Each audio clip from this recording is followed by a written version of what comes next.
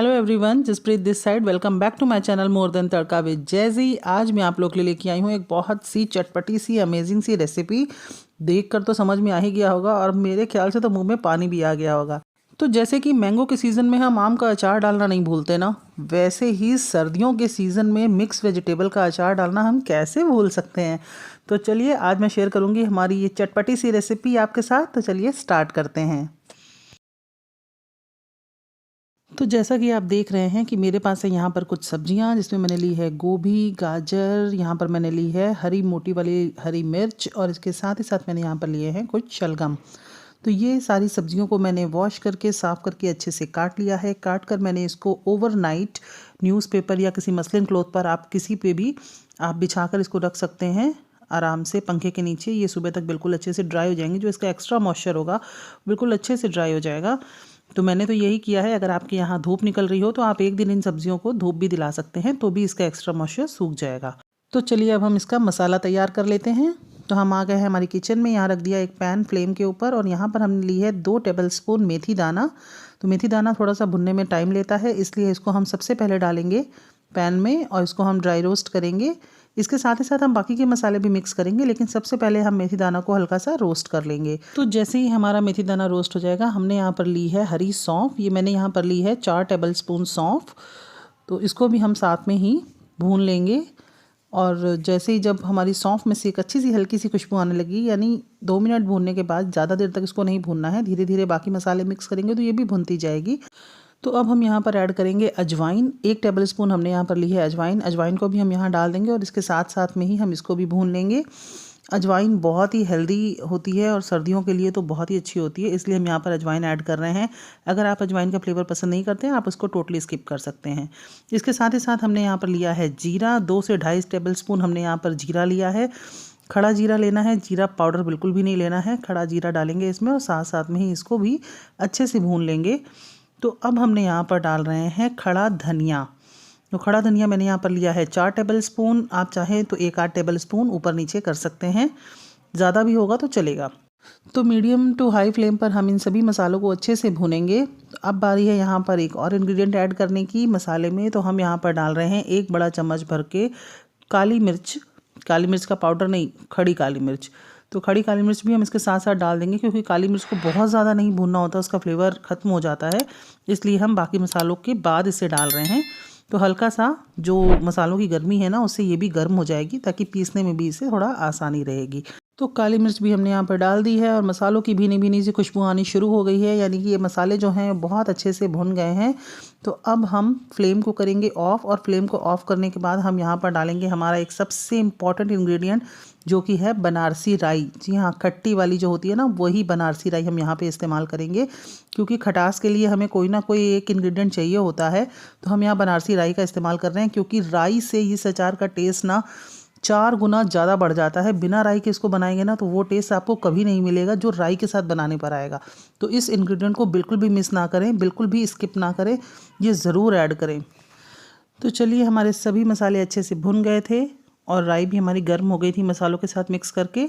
तो अब हमने इसको एक प्लेट पर निकाल लिया है और इसको हम थोड़ा ठंडा करेंगे। जैसे ये थोड़े ठंडे हो जाएंगे तो फिर हम इसको पल्स मोड पर ग्राइंड करेंगे, बट दरदरा। तो हम इसे पल्स मोड पर ग्राइंड करेंगे, इसको बिल्कुल भी पाउडर नहीं बनाना है हमें। तो देखिए, हमने मसाले को डाल दिया है एक जार में और इसको हम फटाफट से पीस लेते हैं। तो देखिए, हमने मसाले को पीस लिया है और अब हम आपको दिखाते हैं इसकी क्या कंसिस्टेंसी है। हमें इसे बिल्कुल भी पाउडर फॉर्म में नहीं बनाना है। तो देखिए, बिल्कुल दरदरा सा मसाला है और हमें बिल्कुल ऐसे ही इसको बनाना है। तो ध्यान रखिएगा कि मसाले को पाउडर ना करें। तो देखिए, हमारा जो मसाला था वो बन के बिल्कुल तैयार है। तो चलिए, अब बारी है अचार के साथ आगे बढ़ने की। तो चलिए, अब हम मिला देते हैं इसमें हमारे बाकी के बचे हुए इंग्रेडिएंट। तो हमने यहाँ पर लिए हैं अनियन सीड्स, यानी कलौंजी, जो कि बहुत ईजिली मिल जाती है और अचार में बहुत ही इम्पोर्टेंट रोल अदा करती है। तो ये अचार के मसाले का एक मोस्ट इम्पॉर्टेंट इंग्रेडिएंट है, तो आप इसे ज़रूर डालें, बट ध्यान रखें कि इसे हमें पीसना नहीं है, बस ऊपर से ही डालना है, ना ही भूनना है और ना ही मसाले के साथ पीसना है। तो चलिए, कलौंजी भी हमने इसमें मिला दी है और अब हमने अपनी सारी सब्जियां ले ली हैं, जिसको हमने एक बड़े से थाल में डाल लिया है, जिससे कि इसको मिक्स करने में आसानी रहे।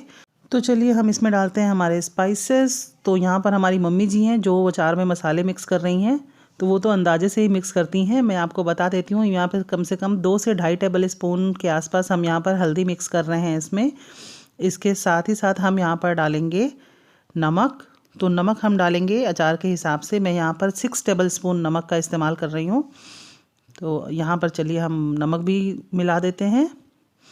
और इसके साथ ही साथ अब हम यहाँ पर डालेंगे लाल मिर्च। तो लाल मिर्च डाल रहे हैं हम लोग 4 टेबल स्पून। ये थोड़ी स्पाइसी वाली है, बहुत तीखी नहीं है बट थोड़ी तीखी वाली मिर्च है। इसके साथ ही साथ हम यहाँ पर डालेंगे 2 टेबल स्पून कश्मीरी लाल मिर्च, जिससे कि इसका बहुत ही अच्छा कलर आएगा। तो अगर आप स्किप करना चाहते हैं तो बेशक कर सकते हैं। तो अब जो हमने मसाला तैयार किया था वो सारा मसाला हम यहाँ पर इसमें ऐड कर देंगे। तो चलिए फटाफट सारा मसाला हम अचार में मिक्स कर लेते हैं। अगर मसाला ज़्यादा लगे तो आप थोड़ा सा बचा भी सकते हैं, और अगर आपको लगता है कि मसाला ठीक है तो आप पूरा भी डाल सकते हैं। तो इसके साथ ही साथ हम यहाँ पर डाल रहे हैं 2 टेबल स्पून काला नमक, जो कि बहुत ही अच्छा फ्लेवर देगा हमारे अचार को, एक चटपटा सा फ्लेवर देगा। तो इसके साथ ही साथ हम यहाँ पर डाल रहे हैं 1 टेबल स्पून तकरीबन हींग। हींग से अचार का फ्लेवर तो इन्हांस होता ही होता है, साथ ही ये हाजमे के लिए भी बहुत अच्छी होती है, इसलिए हम यहाँ पर हींग डाल रहे हैं। और अब हम डालेंगे यहाँ पर मस्टर्ड ऑयल। तो मैं तो यहाँ पर मस्टर्ड ऑयल डाल रही हूँ 1 कप भर के।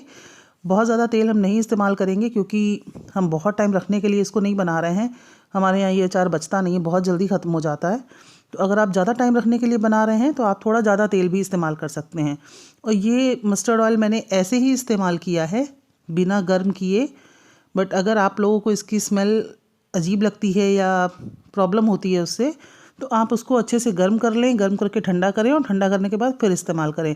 बट हमारे यहाँ तो इसकी धांस बहुत ही पसंद की जाती है अचार में स्पेशली, तो मैं तो इसको ऐसे ही डाल रही हूँ। और हम लोग अच्छे से इसको मिक्स कर लेंगे ताकि पूरे अचार में मसाला अच्छे से मिक्स हो जाए। तो इसको मिक्स करिएगा ध्यान से, हर पीस पे अच्छे से मसाले को रब करिएगा, जिससे कि मसाला अच्छे से मिक्स हो जाए पूरे अचार में। तो देखिए हमारा अचार तो बनकर बिल्कुल रेडी है। इसे हम ओवरनाइट रख देंगे रेस्ट करने के लिए। और अगर आपके यहाँ धूप आ रही है, क्योंकि हमारे यहाँ तो बहुत ठंड पड़ रही है, अगर आपके यहाँ धूप आ रही है तो इसको 1-2 दिन धूप में भी आप रख सकते हैं। हम तो ऐसे ही खाना शुरू हो जाते हैं।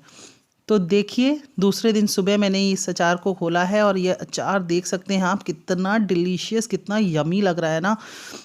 जो ऑयल था वो भी बिल्कुल अच्छे से अब्जॉर्ब कर लिया उसने। अगर आप चाहें तो आप एक्स्ट्रा ऑयल डाल सकते हैं, कोई इशू नहीं है। बट हमारा अचार जो था ये ऐसे ही बनकर बिल्कुल तैयार है और बहुत ही मज़ेदार है। मैंने तो सिर्फ इन सब्जियों का इस्तेमाल किया है। आप चाहें तो इसमें अदरक, नींबू, हरी मिर्चें या मूली या जो भी आप अगर चाहें इसमें सब्ज़ी ऐड करना, आप इसमें ऐड कर सकते हैं, कोई इशू नहीं है। ये बहुत ही यमी बनता है, तो इसको ट्राई करना तो बनता है। तो आप इसे एंजॉय करें अपने मील के साथ, स्पेशली दाल चावल के साथ तो मज़ा ही आ जाता है। तो अगर आपको मेरी रेसिपी अच्छी लगी हो तो मेरे चैनल को सब्सक्राइब करें, लाइक करें और फैमिली फ्रेंड्स के साथ इसकी रेसिपी ज़रूर शेयर करें। मैं आपकी दोस्त जैज़ी एक बार फिर से मिलूंगी आपको एक नई रेसिपी के साथ। तब तक के लिए tata, bye bye, take care.